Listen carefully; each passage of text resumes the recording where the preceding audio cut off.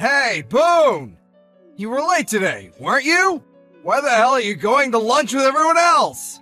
You don't get lunch today. Pick up your damn phone. You owe me an hour. You can't seriously think you get a lunch after showing up late. Good afternoon, Mr. Abrams. Apologies.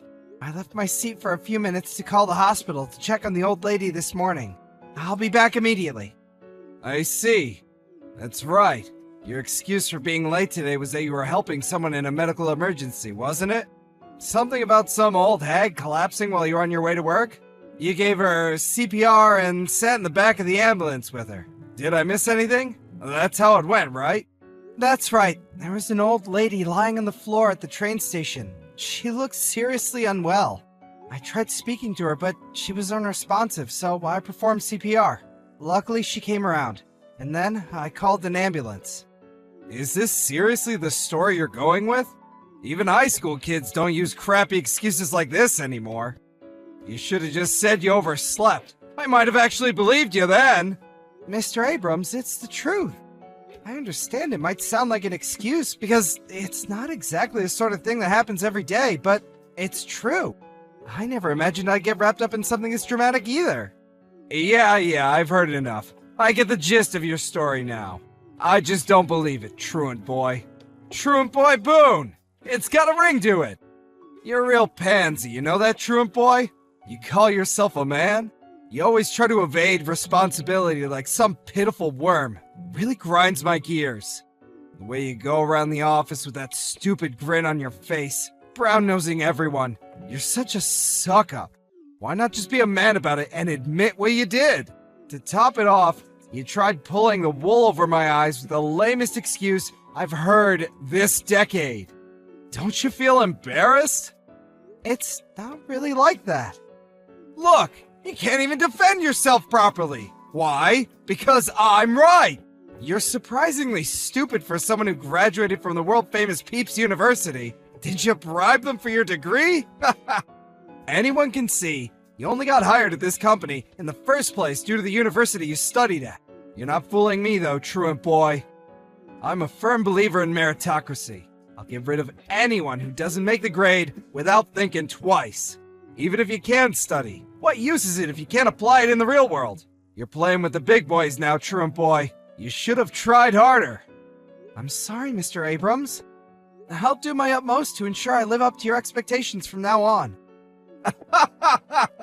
Don't kid yourself. I don't expect anything from a dud like you. I already recommended the top brass fire you, so it's too late anyway. What? I'm gonna get fired? Surely no matter which way you look at it, this is going overboard. Why? Think about it. Being late signals a poor attitude towards work and disrespect towards the company. I'm a section manager, and 90% of the people I recommend for the chopping block end up being sent packing. At the very least, can you put in some effort before your dismissal notice comes? Use this as your final opportunity to do some good work for a change. Try not to let Peeps University down by becoming a complete failure. They're counting on you, truant boy. Boone, what time can I expect to see those files I asked you to get done? They should be done within the hour. Great. That leaves plenty of time then. Plenty of time? I need you to format, edit, check, and submit the PowerPoint slides in my shared folder. Just to confirm, do you mean you want all this done today? Yes, today. Why? Is that going to be a problem? There's no easy way to tell you this, so I'm just gonna come out with it. I'm celebrating an important occasion with my family today, so I'll be leaving at my regular home time.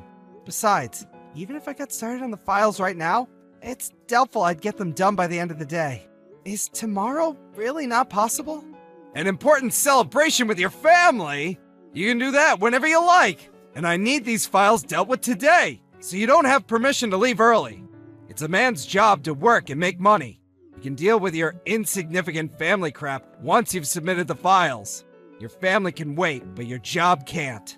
Oh, and it would be in your best interest not to lie and try to wiggle your way out of doing your duties. You miserable worm. You know full well you can get this done by the end of today. This is a direct order. Do I make myself clear?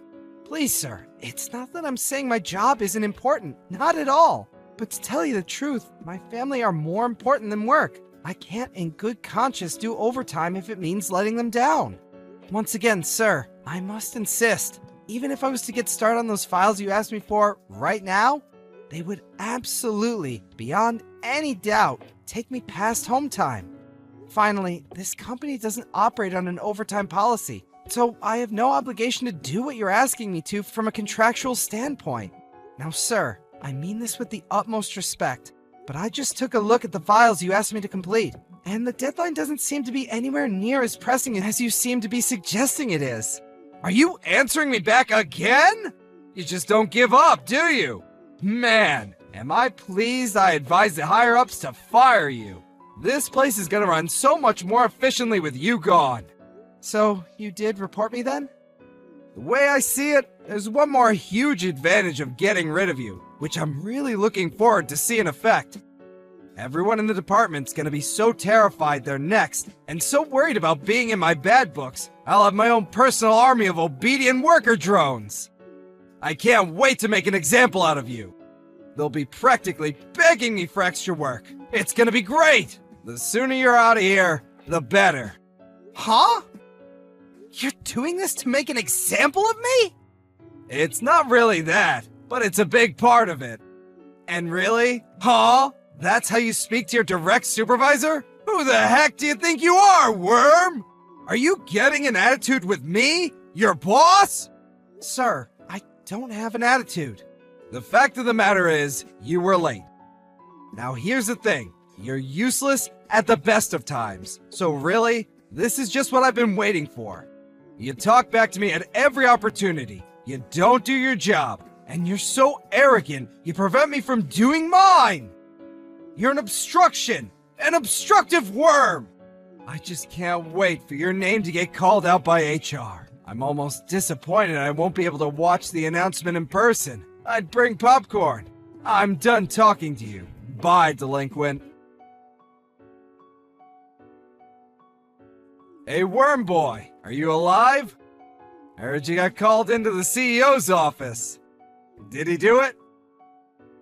Did he fire you? Actually, we did talk at great length about a certain person's dismissal. I knew it! LOL! Sucks to be you! I guess I was wrong. I thought HR would deal with you, but it looks like word made it right to the top instead. Looks like I wasn't the only one in this company who was sick of your attitude, huh?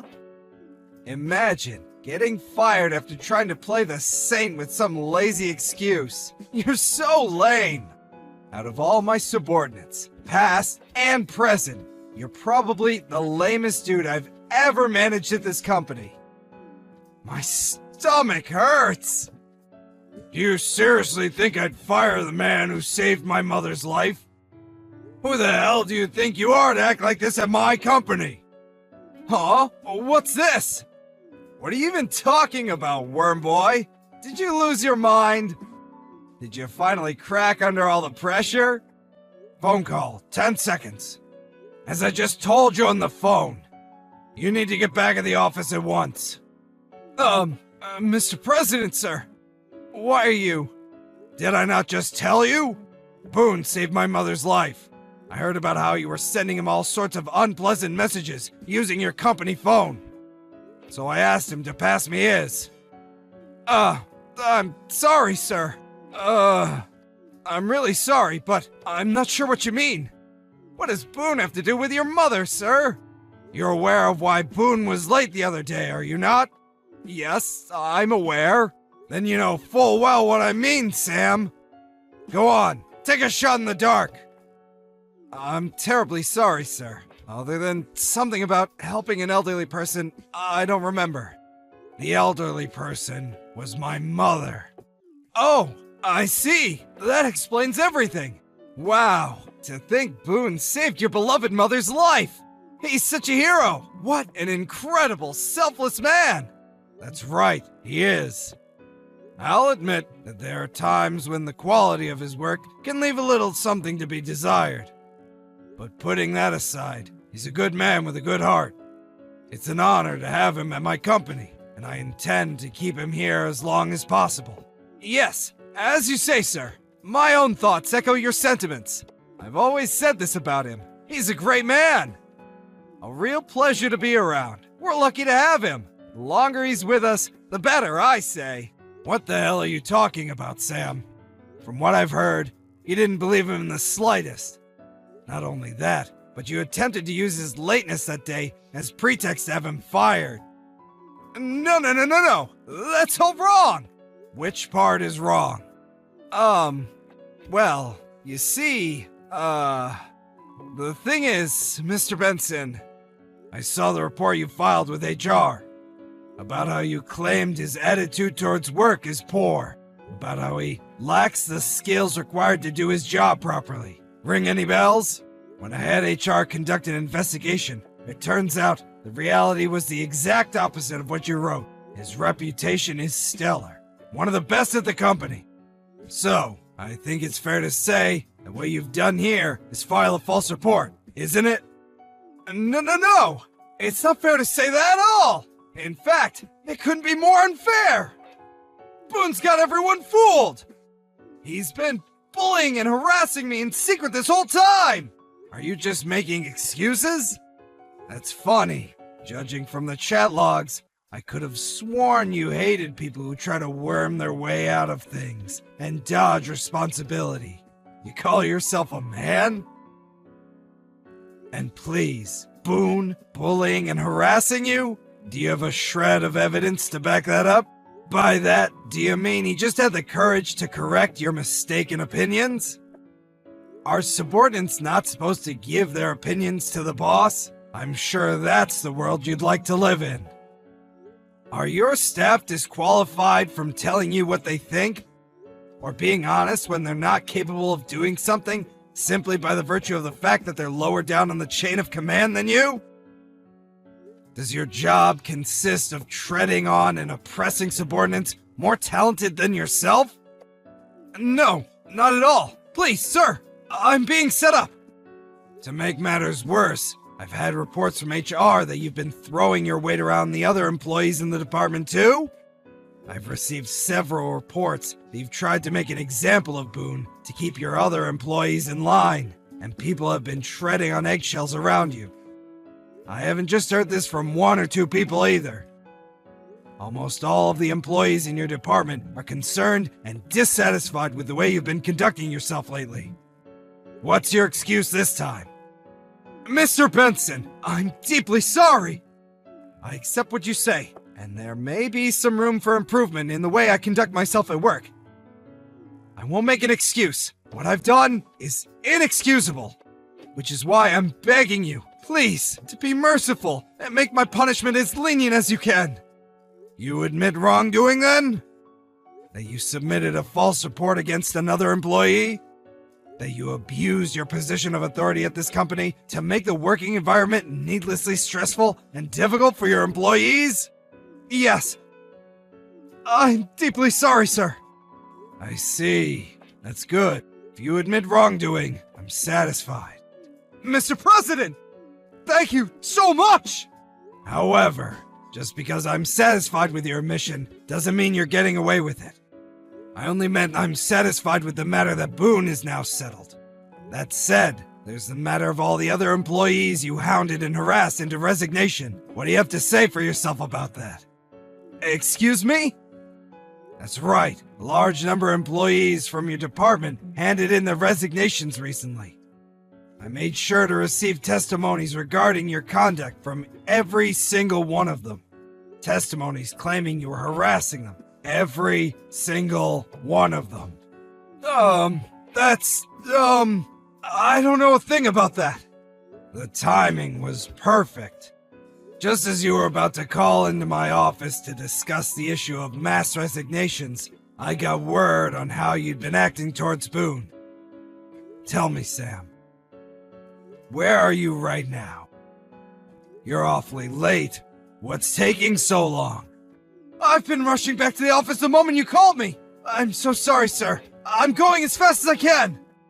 I'll be there really soon. Please, just hold on a little longer. You wouldn't lie to me, would you, Sam? It's the truth! Interesting.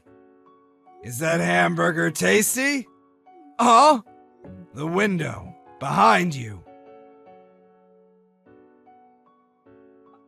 When I headed out to the store to buy myself a drink after I handed Mr. Benson my phone, I spotted Mr. Abrams in a restaurant 30 seconds away from the office, with a hamburger in one hand and his phone in the other. Given the situation, I thought it was best to report it to Mr. Benson. By that point, Mr. Abrams was so late back from his lunch that we decided we should go out and look for him. When he realized the company president was standing right behind him, he darted outside the restaurant faster than I thought it was possible for any human being to move. He was swiftly taken to the president's office, where all of the ex-employees who accused him of misconduct were waiting. With that, the meeting began. As his past misdeeds were laid before the president one by one, Mr. Abrams sat nervously in the corner, biting his nails and sweating profusely. His punishment? Amazingly, he didn't get fired, but he was demoted back down to the rank of a regular employee. Normally, offenses this severe would lead to dismissal.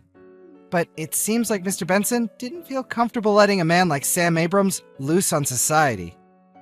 On top of that, as the one who promoted him to the position of power in the first place, he also felt a degree of responsibility. After the meeting, he said he intended to whip his errant subordinate back into shape himself. To Mr. Abrams, an ex-section manager with a lot of pride and a big ego, I think being demoted and suddenly being on equal footing with me and the other regular employees was even more painful for him than losing his job. I found out later that Sam Abrams had a long history of harassing his subordinates, and had been doing it since before I joined the company. In total, he'd caused almost 10 employees to quit. These employees all received compensation, in the form of a lump sum deducted from Mr. Abrams' salary. The man himself is currently holed away in a tiny room at the back of the office, working as a member of the clerical staff, and is occasionally required to do odd jobs around the building for the other employees.